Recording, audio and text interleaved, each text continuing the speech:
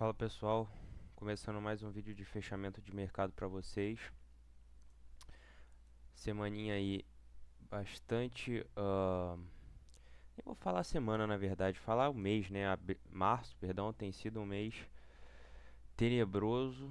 ah, Espero que para vocês tenha sido um mês melhor do que foi para mim, porque, enfim, né? Se tivesse sido que nem eu, a gente tá na merda junto. Mas enfim, março tem sido um mêsinho bem complicado. É, e praticamente para todos os mercados também, né? A única coisa que subiu no mês aí foi petróleo e as ações que estão correlacionadas com petróleo, e o VIX e juros. De resto, tudo para baixo, então tem sido um mês bem complicado. E essa semana não foi diferente. Não sei se vocês têm o costume também de acompanhar o mercado no intraday. Caso tenham, eu acho que vocês podem concordar mais ainda comigo do que quem olha o mercado para um prazo mais longo, como diário ou semanal. É, Enfim, toda essa questão geopolítica e Trump principalmente, enfim, deixa o comportamento do mercado bem, enfim, não que o mercado seja previsível, né, mas essas situações elas adicionam uma imprevisibilidade muito maior e muito mais volatilidade também, né? Eu falei do intraday ali diversas vezes essa semana. é, Vários ativos que eu acompanho intraday simplesmente do nada dá uma porrada para cima, aí devolve tudo e aí depois dá uma porrada para baixo, devolve tudo e fica assim. Enfim, então tem sido um mês bastante complicado. É, e isso está bem claro nos gráficos aqui também, né? Começando com S&P 500. Eu não lembro se no último vídeo eu falei de uma visão baixista, eu acredito que não. Né, como está aqui o meu gráfico traçado um retângulo, provavelmente eu falei sobre uma lateralidade, mas mercado claramente em queda, já virou para uma tendência de baixa, acaba de ativar um movimento em A, ou um topo arredondado, como você queira chamar, né? Alvo lá em 6.226, também conflui com esse fundo, então uma região de alvo aí próxima já para S&P 500 pegar a semana que vem. Eu lembro que no último vídeo de fechamento de mercado eu falei sobre esse canal de alta, falei do S&P 500 testando o topo desse canal, que já estava no movimento fraco, que provavelmente cairia. Então, não me assustaria se eu visse o S&P 500 na casa dos 5.400 mais ou menos. Daria um drawdown aí da máxima histórica até lá de uns 23%, já estamos falando de território de bear market. E caso você, enfim, tenha uma visão um pouco mais otimista, um viés mais otimista, queria deixar uma provocação aqui. Eu não sei se é o Charlie Munger que fala isso, mas enfim, algum investidor referência sempre tem uma frase, né? Na dúvida, sempre inverta, se referindo a sempre inverter o gráfico. Então vou deixar aqui. Se você é um cara otimista, você provavelmente, ao ver um gráfico desse aqui, você ia querer comprar. Porém, o gráfico está invertido. Então, se aqui você quer comprar, aqui você quer vender. Ou seja, na minha visão aqui, S&P 500 extremamente bearish. Uh, Óbvio, a gente pode ter uma semana de repique, visto que são 5 semanas seguidas de queda, mas a visão para o mercado americano ela é baixista. Difícil ter uma visão altista aqui. Inclusive, não sei se no S&P 500, mas em Nasdaq eu sei que já. Inclusive porque já perdemos a média de 200 também.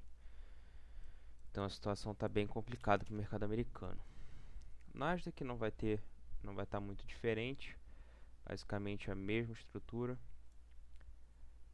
Alvo para essa queda na casa dos 22.400, que não conflui com o mesmo fundo do S&P, mas conflui com essa região de topo aqui, essa região de resistência do finalzinho de 2024, começo de 25.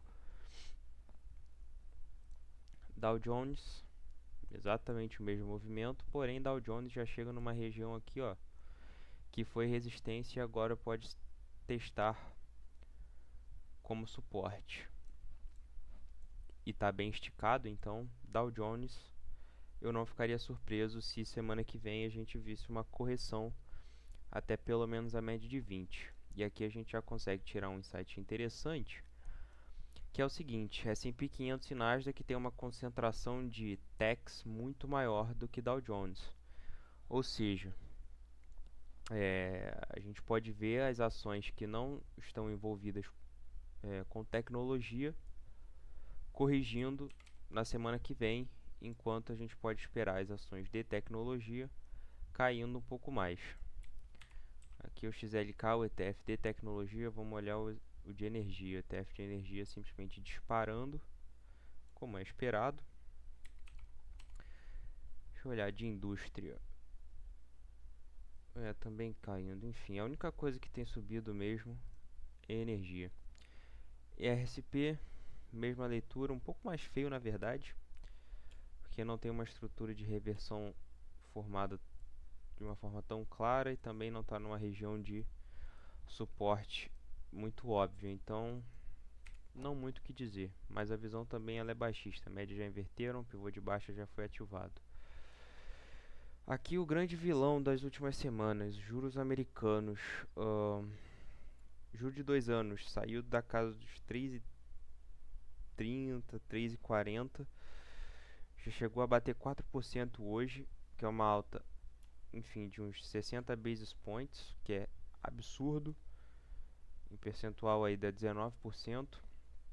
Juro de 10 anos, movimento também muito parecido, estava na cara do gol para fazer um rompimento para queda super relevante, e esse gráfico é perfeito para contradizer quem diz que a análise técnica não funciona, porque mesmo que não desse para adivinhar nem um pouco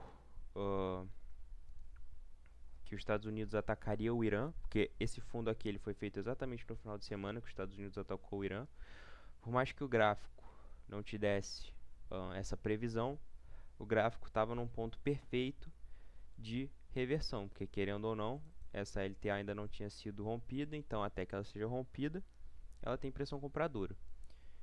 Então o preço já estava exatamente num ponto de reverter e milagrosamente algo externo ao mercado se torna um catalisador para o preço de fato reverter. Então aquela máxima de Charles Dow de que o preço desconta tudo, está aqui, corretíssima. E bom, hoje tem algo interessante sobre juros que eu quero mostrar para vocês, que é a curva americana se invertendo. Eu não sei se ela fechou o dia invertida. Positivo, fechou. Basicamente aqui já tem até a comparação.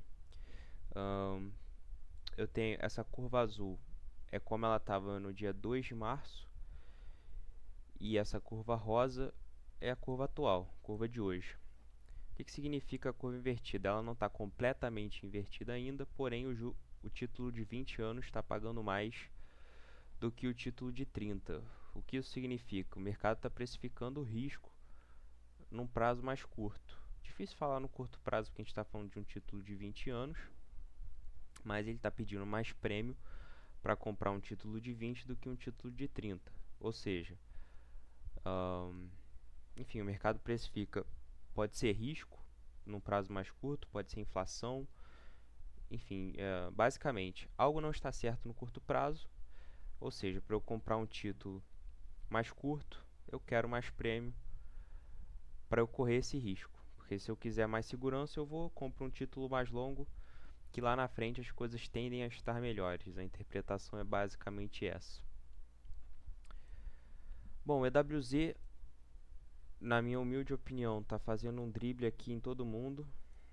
Hoje já tá um pouco mais óbvio, ontem e hoje já ficou mais claro o possível drible do Ibov, porque, enfim, o Ibovespa, não sei se vocês chegaram a ver também, ou se vocês fizeram esse tipo de análise, mas durante essa semana circulou aí na internet né, que o EWZ e o Brasil, de modo geral, estava sendo a única bolsa que estava se segurando em relação a todos os outros mercados, que demonstra força relativa, exatamente o mesmo conceito que eu expliquei no meu vídeo falando sobre como comprar ações quando o mercado está caindo. Então isso trouxe uma perspectiva positiva para o Ibovespa. E de fato, essa semana a gente começou muito bem. Segunda-feira o Ibov fechou com um candle de alta muito interessante, 13,5% de alta. Deu continuidade nessa alta na terça e na quarta, porém, quarta-feira, quando o mercado começou a devolver a alta à tarde, já liguei um sinal de alerta e fiz basicamente isso aqui. Simplesmente uma retração de Fibonacci nessa queda do Ibov, e vi que o mercado começou a perder força justamente quando ele chegou no 61%. Inclusive, eu fiz um post no Twitter falando sobre isso, que caso o mercado caísse no dia seguinte, que no caso era quinta-feira, ontem, o mercado de fato caiu, isso seria péssimo. Então, justamente por esse 61% é um ponto que muitas vezes o mercado falha o movimento e quebra a tendência. Ou seja, o que eu espero para os próximos dias no Ibovespa? A perda desse fundo, perda dos 175 mil pontos. E caso isso aconteça, muito possivelmente a gente vai ver o Ibovespa na casa dos 165, 160 mil pontos. Que inclusive, já me adiantando aqui, traçando alvos, né, a gente teria um alvo em 167, 163, 157 mil pontos. Ou seja, se o Ibovespa vai continuar mantendo uma força relativa grande em relação aos outros mercados, eu esperaria uma sangria mundial para as próximas semanas, porque isso significaria que o Ibov cairia muito menos do que as outras bolsas, ou seja, todos os outros mercados despencariam, porque aqui a gente já está falando de uma queda de uns 10% do Ibov, né? Então é isso. Ou então o Ibovespa simplesmente vai perder a força relativa e vai despencar como todos os outros mercados. Bom, DXY segue lateral, mas nas últimas semanas o dólar ganhou força em relação a todas não, porque contra o real o dólar tem se mantido relativamente barato, né, por padrões que a gente viu nos últimos anos. Isso daqui só demonstra que toda aquela tese, aquela análise que a gente viu se propagar durante o ano passado inteiro de que o dólar não serviria mais como moeda de reserva global, que o dólar não dava mais segurança nenhuma, pelo menos por enquanto tem se provado errada, porque, enfim, o DXY é uma das poucas coisas, um dos poucos índices que subiram nessas últimas semanas, ou seja, quando dá algo de ruim no mundo, as pessoas, os bancos, os fundos, enfim, ainda buscam dólar para se proteger. E a prova está aqui. DBC, ETF de commodities, que eu já venho falando há muito tempo desde esse rompimento, segue subindo absurdamente. Desde o rompimento já subiu 27%. E aqui seria um trade excelente, porque você pegou alta do ouro, pegou alta da prata, teve que segurar a correção, aquele crash da prata de 30%, sim, de fato, mas ouro subindo, prata subindo, você estava dentro, e agora com o petróleo subindo, você também está dentro. E tá aí, movimento parabólico, vertical, topos, máxima histórica já. E é isso, máxima histórica não, que a gente teve o ciclo de commodities de 2002 até 2008. Mas enfim, já é um preço que o ETF não vinha sendo negociado desde então, que é um movimento muito forte e que grita basicamente commodities, commodities, commodities, commodities. Falando de prata, semana de correção, basicamente a prata derreteu semana passada, fez basicamente o movimento que eu já vinha falando em diversos outros vídeos também, que era a continuidade dessa queda. Eu acho que o último vídeo de fechamento de mercado que eu fiz, a prata estava por aqui, e eu falei que eu não acreditava nem um pouco na continuidade da alta, justamente o que aconteceu, a prata caiu, é só olhar para todas as outras vezes que a prata fez um movimento parabólico desses, todas as vezes ela devolveu o movimento logo em seguida, nos meses seguintes, e aqui estamos nós, ainda não ativou esse pivô de baixa, quando ativar oficialmente tendência revertida para queda. E aqui, na minha opinião, é só questão de tempo. Se a gente for ver, já fez um topo mais baixo, as médias já se inverteram, hoje já tem sombra sombra vendedora. Então, claramente os vendedores têm dominado a prata. Ouro, movimento muito parecido, falhou também a ativação de um pivô de baixa para ativar uma tendência de queda, mas médios já se inverteram, claramente não tem domínio comprador aqui de forma alguma. Uma observação importante a ser feita do ouro é que ele defendeu na média de 200, que é um suporte nesse caso muito importante. Então, diferentemente da prata, o ouro pode jogar para cima nos próximos dias. A prata também defendeu na média de 200, mas enfim, pelo histórico da prata, eu confio muito menos em um movimento altista dela do que do ouro. Mas de qualquer forma também todo o currículo do ouro de proteção contra a crise e tudo mais também é uma crença que vem sendo contestada, né, com toda essa questão do Irã e Estados Unidos, porque basicamente o ouro só caiu desde então. E tem esse canal de baixa traçado aqui também, um canal que demonstra a extrema volatilidade que o ouro tem negociado nos últimos meses. Tem uma amplitude aí de $1.200, 30%, que para um ativo como o ouro, que deveria ser um ativo defensivo, é muita coisa. Mas enfim, sobre o ouro é isso. Metais não têm servido como proteção, muito pelo contrário, tem se comportado como excelentes ativos especulativos, na verdade, né? O petróleo volta já para casa dos $106. A gente teve uma correção aqui na segunda-feira. E provavelmente semana que vem a gente vai abrir na segunda com alguma novidade que ao longo da semana vai se tornando mentira, que foi basicamente o padrão das últimas semanas. E aqui esse movimento do petróleo ele é muito perigoso, porque basicamente o petróleo fez uma correção, chegou na média e o mercado decidiu, não, tem que voltar a subir. Então eu não ficaria surpreso de ver o petróleo negociando acima dos $120. E caso isso aconteça, a gente tem um problema gigantesco.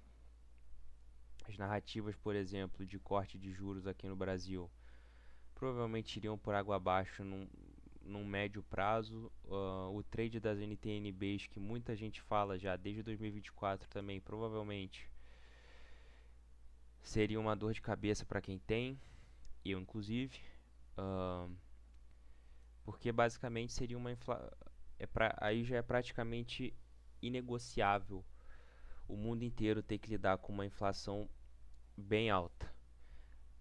Enfim, o gráfico do petróleo não é nem um pouco animador, para falar bem a verdade. E aqui, se a gente for olhar, tem um alvo traçado para o petróleo na casa dos $133, que seria extremamente caótico.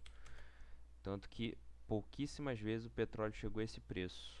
Foi lá na crise de 2008 e na invasão da Rússia à Ucrânia, somente. Commodities agrícolas são ativos aí que, ao contrário de todo o resto do mundo, têm se mantido bem calmos, na verdade, essas últimas semanas. Laterais são ativos que, por padrão, né, não vão ser ativos muito voláteis, não vão ser ativos agressivos, mas eu ainda espero que eles sigam as outras commodities e tenham seu ciclo de alta num futuro não tão distante. Bitcoin, mais uma vez também, como eu já vinha falando em vários vídeos, queda, hoje está rompendo essa bandeira ou cunha, seja lá como vocês queiram chamar. Fez o pullback nas médias, falhou o rompimento desse topo na casa dos 75 mil, pullback na média de 50, pullback nessa região de suporte, e hoje está fazendo um rompimento.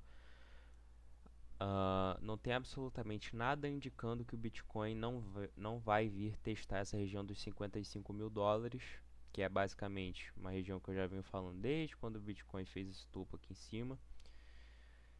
E enfim, e também espero o fundo do Bitcoin para outubro desse ano. É isso. O preço, para ser bem sincero, eu não tenho muito bem um panorama, estou mais focado no tempo. mas eu acho que essa região aqui, na minha opinião, graficamente falando, essa região dos 55, 50 mil dólares seria uma região interessante para o Bitcoin se assentar e depois voltar a subir, até porque esse movimento de queda está inclusive estranhamente limpo para o que a gente está acostumado a ver no mercado. Eu não sou nenhum especialista em Elliott, mas aqui é bem óbvio que a gente tem as 5 ondas. Primeira onda de expansão, uma onda de correção, terceira onda de expansão e agora uma quinta onda, que essa região dos 50 mil dólares é uma região bastante chamativa para que ela termine. Se a gente traça um alvo desse movimento em A, teria um alvo na casa dos 42 mil dólares, que também eu não julgaria impossível. Enfim, o alvo para essa queda aqui, para mim, por enquanto, são os 55 mil dólares. Caso seja rompida essa região, a gente pode traçar outros alvos, mas por enquanto entre 55 e 50 mil. Ok? Bom, pessoal, esse foi o vídeo. Espero que vocês tenham gostado. Um vídeo um pouco menos engessado. Passei por alguns ETFs do mercado americano, falei de Bovespa, enfim, tentando ser um pouco mais frequente aqui no canal e trazer alguns conteúdos um pouco diferentes. Se você gostou, deixa seu like, manda esse vídeo pro teu amigo que está começando a operar ou para aquele amigo que está perdido. Se você acha que esse vídeo te ajudou a se localizar um pouco no contexto que a gente está vivendo nas últimas semanas, se inscreve no canal se você ainda não é inscrito. Bom final de semana para todo mundo, que a semana que vem seja uma boa semana para todos nós. Valeu, obrigado por ter assistido até aqui.